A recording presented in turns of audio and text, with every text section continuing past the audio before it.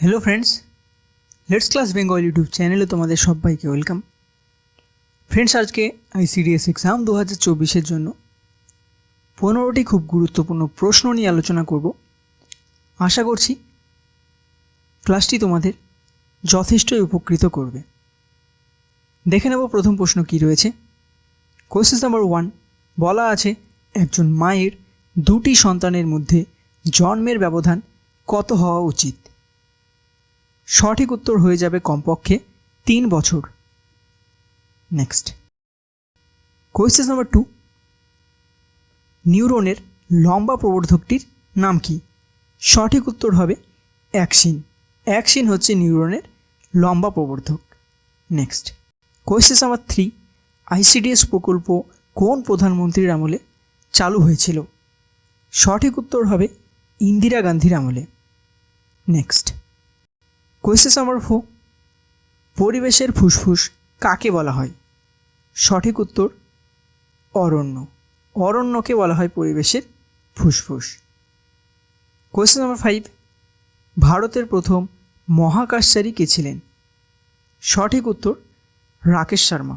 Next ভারতের ক্ষুদ্রতম প্রতিবেশী রাষ্ট্রের নাম কি? সঠিক উত্তর হবে মালদ্বীপ। মালদ্বীপ হচ্ছে ভারতের ক্ষুদ্রতম প্রতিবেশী রাষ্ট্র।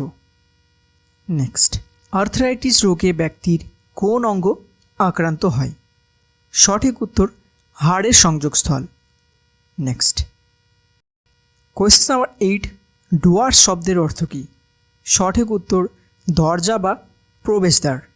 নেক্সট কোয়েশ্চেন নাম্বার 9 পশ্চিমবঙ্গের জীবনরেখা কোন নদীকে বলা হয়? সঠিক উত্তর গঙ্গা নদী বা ভাগীরথী নদীকে। নেক্সট পশ্চিমবঙ্গ বৃক্ষ আইন কত সালে পাশ হয়? এ প্রশ্নের সঠিক উত্তর কী হবে? সঠিক উত্তর হয়ে যাবে 2006 সালে।